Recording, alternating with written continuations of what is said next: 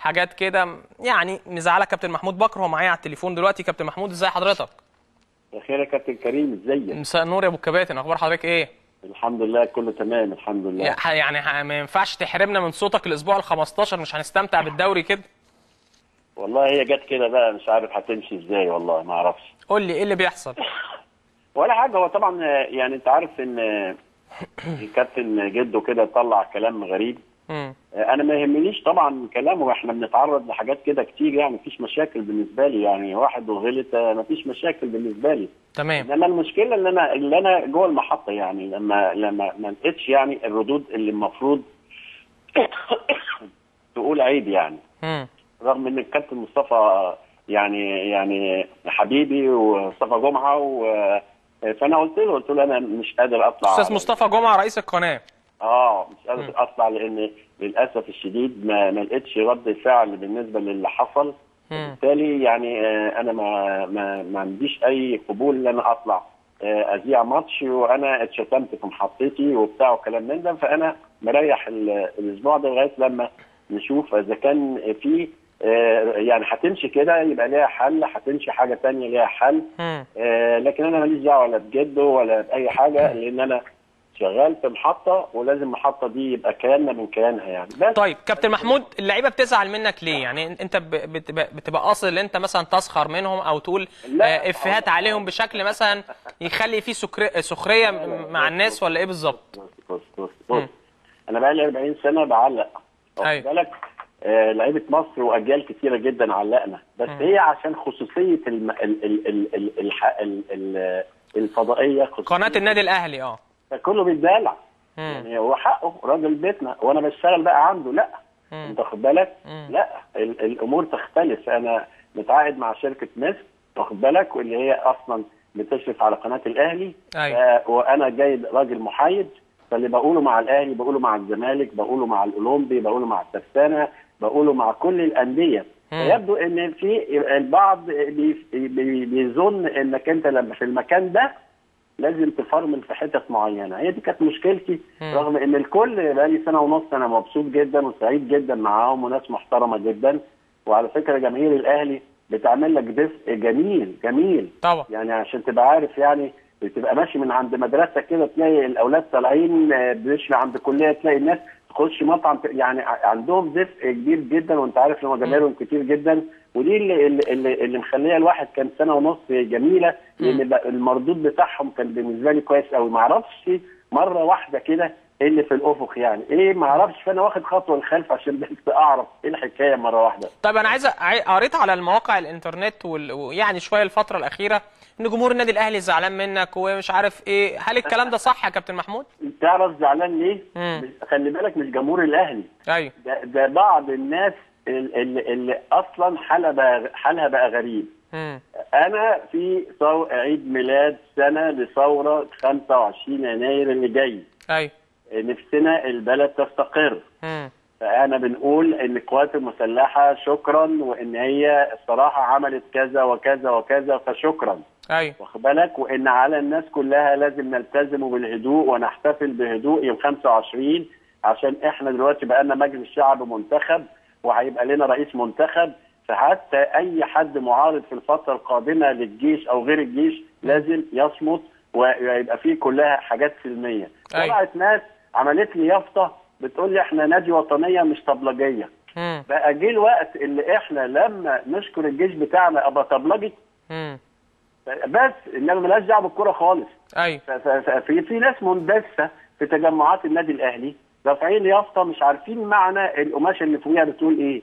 احنا وصلنا لمرحله، وانا بقى بالفلول وبتاع وكلام من وصلنا. وبعدين حتى علاء صادق عندكم امبارح يعني بيمني الحته دي او بيضرب بيها. اصل انا كنت ضابط في الجيش. طب انا مثلا لو انت مش ضابط في الجيش، ده شرف ان انت تكون ضابط في الجيش، ده شرف. انا عارف ده الواحد كان نفسه يبقى ضابط في الجيش او عسكري في القوات المسلحه المصريه. يعني انا بشكر في الجيش عشان انا ضابط. لو انا مدني مش هشكر الجيش. دي نقطه. يقول لك اصل المشير طلعه عمل عمليه قلب فهو ليه يعني ايه، هو صاحب فضل عليا.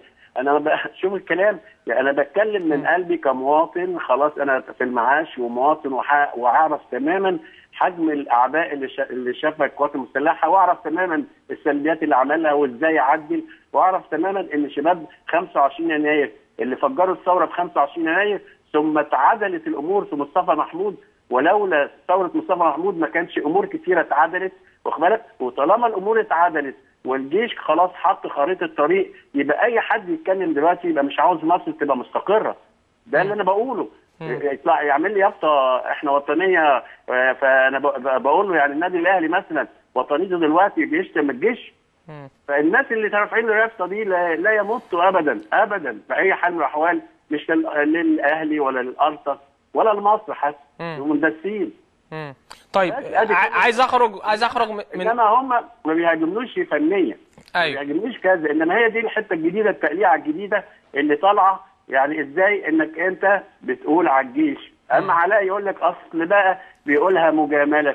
لا، ما بقولهاش مجامله. طيب خلينا بس نتكلم بره السياسه شويه ونتكلم في كل ما اتكلم نقول السياسه دي. ما انا مش عايزك، انا بتكلم في الرياضه والنبي يا كابتن، مش عايز اخش هنا ولا هنا، خلينا في الرياضه. اسمه انتماء.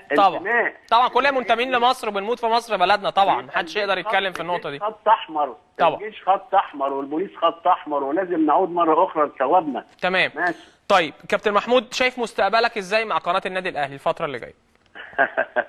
انا دلوقتي زي ما قلت لك يعني صديقي وحبيبي، انا خايف على مستقبلك.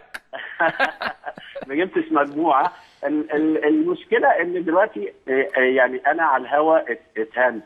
انا ما يهمنيش اللي اتقال خلاص عدى، وما يهمنيش برضو اي اجراء في النادي الاهلي برضو، لان هم احرار. انما انا يهمني المكان اللي انا كنت فيه، واخد بالك؟ اللي هو لازم كان يقول عيب، لا ده الراجل بتاعنا كذا وعيب ده يحصل، خلاص انتهى الموقف.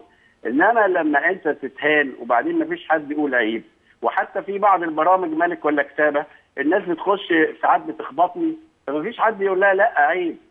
ده بقى الله، ده انا بقيت عم مشاع بقى.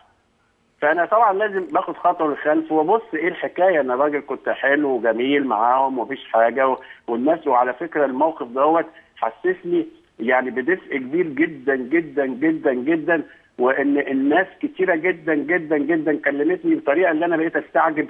يعني شكرت جدا اللي عمل الموقف ده عشان اعرف انا واقف على ارض صلبه. كل الناس بتحبك يا كابتن محمود على فكره. الحمد لله. كل الناس اهلاويه وزملكاويه واسماعيلاويه واتحادويه وبورسعيد، كل الناس. يعني مش بجامل حضرتك على فكره، احنا بندور عليك كده عشان نسمعك في القنوات. شاكرين يا كابتن جدا جدا. الله يخليك. مش داخل انتخابات اتحاد الكوره قريب ولا حاجه؟ والله اخش لو في رئيس عاوز مجموعه محترمه لسه يا كابتن محمود عندك طموح في اتحاد الكوره؟ عشان خاطر عاوز اقول لك حاجه. اتحاد الكوره ده جه الوقت ان تيجي مجموعه تشتغل للكوره. واخد بالك؟ بس انا شايف ان بطريقه الجمعيه العموميه دي والافراد اللي موجوده عمر ما هيجي مجلس اداره يشتغل للكوره. لان في ناس كتيره جدا جدا تقدر تخدم الرياضه في مصر، ده مش في الكوره بس، ده في كل الاتحادات، ولكن الحرفنه والاحترافيه في حكايه ازاي تصل الى كرسي الاتحاد دي خلت. عشان كده انا مره كنت بقترح حاجه ان المندوب اللي بيروح اللي هو عضو مجلس اداره في الانتخابات مع راي مجلس الاداره، ومجلس الاداره كان بيبعت الاستماره كمان للمجلس القومي لما بييجوا يفرزوا الاصوات. محمود بكر رايح يقول للاولمبي قال فلان وفلان وفلان يشوفوا استماره الاولمبي، لو هو شال اي حد يبقى راجل عضو مجلس الاداره يرحل لانه غير امين. لازم يكون في صمام امان. اما 150 فرد او 140 فرد يتحكموا باسلوبهم الشخصي وباسلوب تاني، خد بالك عمر ما هيجي اي اتحاد يقدر ليه هدف كويس، ودي مشكله لازم تدرس من المسؤولين في في الرياضه يعني. طيب عشان احنا مش هنسمعك في الاسبوع التليفون قطع، لا ده انا عايز كابتن محمود عشان نشوف لنا توقعات